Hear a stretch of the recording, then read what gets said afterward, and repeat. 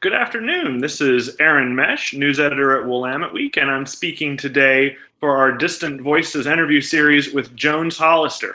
Jones won a huge victory at the Oregon Court of Appeals today when the court ruled that they can identify in government documents as non-binary. How do you feel? I am just so thrilled and excited and overwhelmed.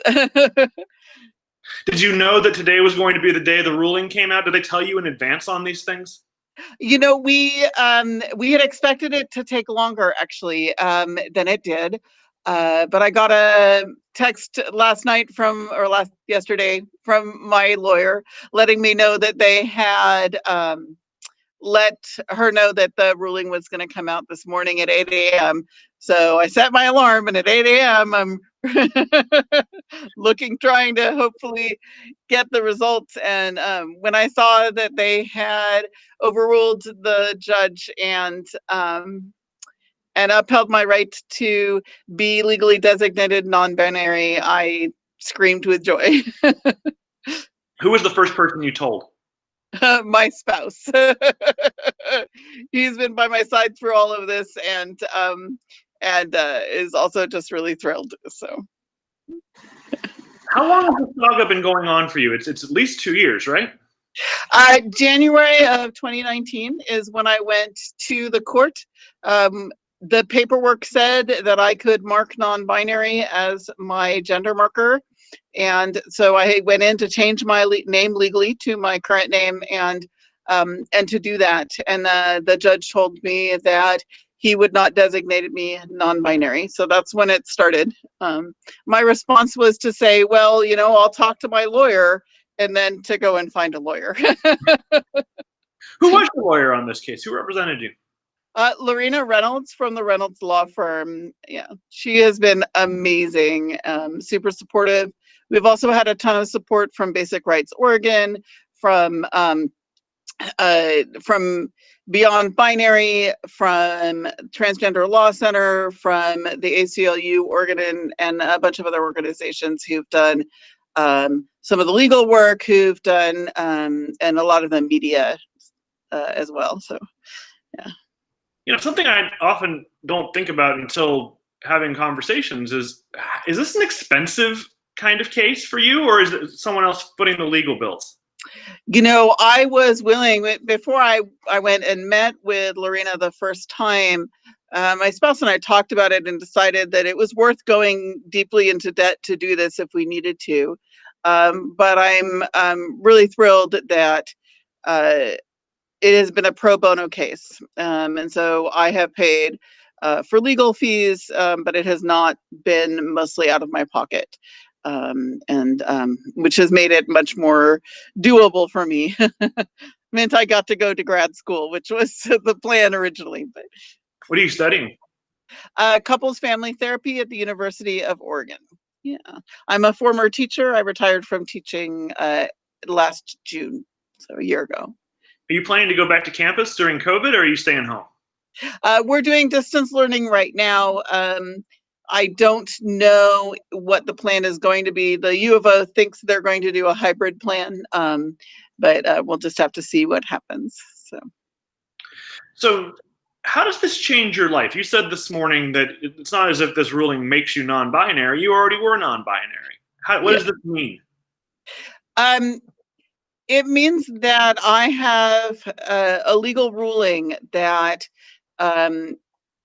designates me and affirms that identity. So I can go to my doctor's offices and to the insurance company and my mortgage company, and I can apply for a passport and a social security card that all match who I actually am. It means that when I fill out paperwork, I am not lying. And one of the things that people say is, why didn't you just go to the DMV? And when you do an administrative change, that's a rule that can be changed, that they could undo those rights. And I wanted court paperwork that affirmed my identity, to both because it's permanent and to also make it so that I can have that force of law, that additional um, legal support in my fight to not have to lie on paperwork anymore about who I am. Is there an emotional resonance to this view along with the legal one? Oh yeah, and honestly, when I first decided that I was going to do the case, I was like, I'm doing this because I've been a teacher for decades, and um, I have worked with youth for a long time, and I have a lot of friends who are non-binary, and many of them don't have the privilege that I have. I'm white, I'm middle class, I'm in a long-term relationship, I'm going into a profession where, this isn't going to make it hard for me to find work. Um, and um, and they don't all have that. And my first thought when he said that to me was, this is heartbreaking for me, and this would be so devastating for so many people that I know, and they should never ever face somebody saying that they're not valid.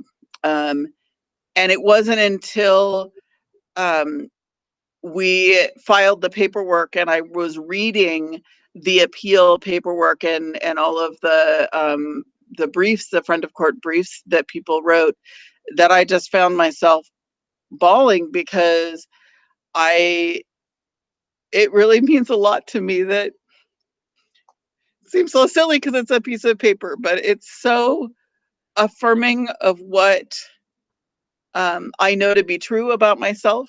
And I'm just so honored that other people are going to be able to do the same thing, and that my name's on that paper. It's very strange to realize that like people are going to be using the Hollister case to to make sure that they get the rights that they should have. So That's wonderful. Do you know if this case continues forward or if this is it?